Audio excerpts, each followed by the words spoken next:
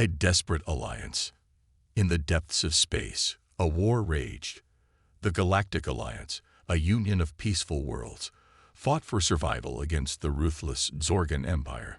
The Zorgans, led by the merciless Emperor Kraxus, sought to conquer and enslave all in their path.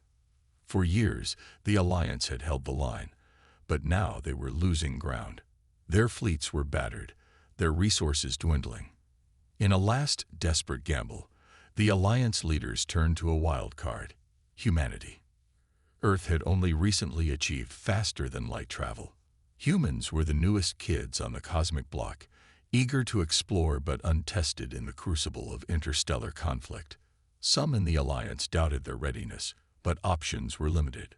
A delegation was dispatched to Earth with an urgent plea. In the halls of the United Nations, Alliance Ambassador Zoran laid out the dire situation. Our worlds burn. Our people suffer. We need your strength, your spirit, your ingenuity. Join us, and together we may yet turn the tide. The human leaders debated long into the night. The stakes were immense. Intervening would mean blood and treasure spent on a distant war. Yet the prospect of standing on the sidelines, while a galactic tyranny ran rampant, chafed against human ideals. President Annika Patel spoke for Earth in its reply: "We will fight." And so an alliance was forged, one that would be tested in the fires of war and whose impact would echo across the stars. Assembling the human fleet, the call went out, and humanity answered. From every corner of Earth, the best and brightest stepped forward to defend the dream of a free galaxy. The cream of Earth's space fleet was gathered: sleek frigates, powerful cruisers, and the mighty flagship carrier, the UES Indomitable. Each vessel was a marvel of human engineering, armed with cutting-edge weaponry and shielding that the Alliance had never seen before. To command this force, a rising star was chosen: Admiral Jenna Ashton.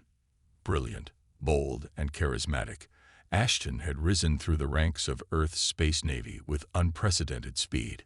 She had a mind for unorthodox strategies and a knack for inspiring fierce loyalty in her crews. As the fleet was readied, Ashton rallied her troops. "We go to fight not just for our Alliance friends, but for the future of all free peoples everywhere. In this darkest hour, let us be the light. Let us show the galaxy what humanity is made of." The men and women of the fleet cheered their admiral. They came from every nation, every walk of life, united in purpose. There was Commander Mikhail Petrov, the taciturn Russian tactical genius; Lieutenant Commander Rin Sato, the Japanese prodigy who could fly anything; Sergeant Anil Okik, the Nigerian Marine whose courage was the stuff of legend. Together, they would carry the hopes of Earth and the Alliance into the crucible. As the mighty fleet set out from Earth orbit to the designated rally point, every soul aboard knew the immensity of the task ahead. The Zorgans had never known defeat, but they had never faced humans before. A surprising strategy. At the edge of Alliance space, the human fleet rendezvoused with the ragtag remnants of the Alliance armada. The differences were stark. The Alliance ships were battle-scarred and worn, their crews haggard from endless fighting. The human vessels gleamed with newness, their personnel eager and untested. In the war room of the Indomitable, Admiral Ashton met with the Alliance commanders, who laid out the grim situation. The Zorgans were poised to strike the heart of the Alliance at the Corax system. If Corax fell, the Alliance would collapse. Ashton absorbed the intel, her mind racing. The Zorgans outnumbered them and had never lost a major engagement. A frontal assault would be suicide. But as she studied the star maps and Zorgan fleet dispositions, a daring idea took shape. "We don't hit them head-on," Ashton said, eyes gleaming with the thrill of the hunt. "We feint towards Corax, then jump behind their lines to their supply hub at Zorix Prime. We take that out, and their offensive crumbles." The Alliance commanders were aghast. Zorix Prime was a fortress, guarded by the fearsome Zorgan Skull Fleet. "It's too risky," protested General Kaler of the Andorian forces. "We'd be vastly outnumbered. And if we fail, Corax is doomed. But Ashton was undeterred. We have a weapon they've never faced. Surprise.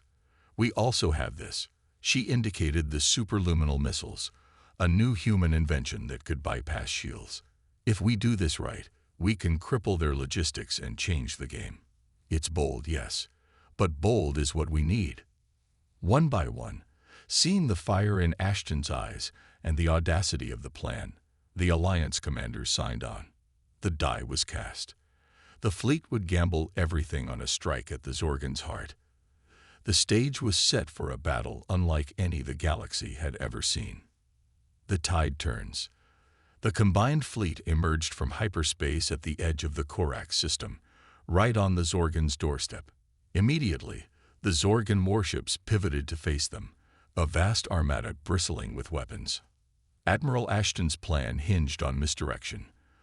The fleet surged forward, engaging the Zorgons at extreme range.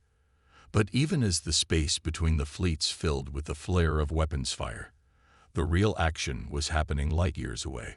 Cloaked by the latest in human stealth tech, a strike force led by Commander Petrov had slipped away just before the main engagement. Their target, the Zorix Prime Supply Nexus.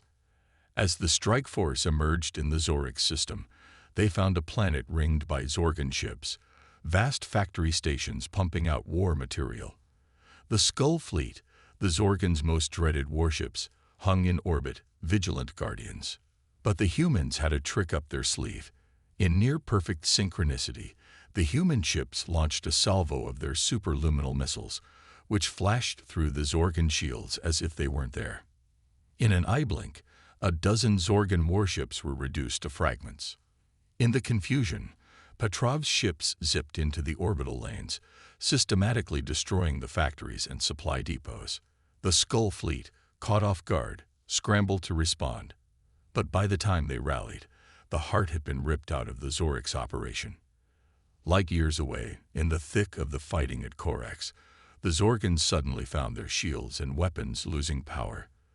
The loss of Zorix had cut their supply lines, leaving them vulnerable. Admiral Ashton seized the moment. All ships, full attack. The human and Alliance vessels surged forward as one, tearing into the weakened Zorgon lines. The Indomitable led the charge, its mighty guns blazing. Caught between the hammer of the main fleet and the anvil of the Zorix strike, the Zorgon armada crumbled. Their ships scattered, fleeing the onslaught. In just a few hours, the seemingly invincible Zorgon war machine had been brought to its knees by a species they had scarcely heard of the day before. As the last Zorgon ship fled, a cheer went up across the fleet. Against all odds, they had triumphed. The galaxy had been given a reprieve from tyranny, and Earth had announced its arrival as a force to be reckoned with. Victory and a new era. In the aftermath of the shocking victory, a stunned quiet settled over the galaxy. The Zorgon Empire, thought unassailable, had been humbled by the upstart humans. The news spread like wildfire across the stars. At Corax and Zorix Prime, the course of history had been changed in a matter of hours. On the bridge of the Indomitable, Admiral Ashton and her crew savored the moment. They had gambled everything on a daring plan and an untested alliance, and they had won. But Ashton knew this was just the beginning. "We've shown what we can do," she told her jubilant crew. "But the war isn't over. The Zorgons are wounded, but not defeated. We must press on together with our Alliance friends until the galaxy is free."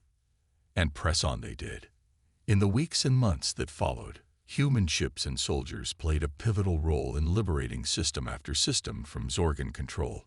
Human ingenuity and daring, combined with Alliance experience and resolve, made for a formidable force. On Earth, news of the victory sparked celebration and a newfound sense of unity. Past differences seemed to melt away in the face of this common galactic cause.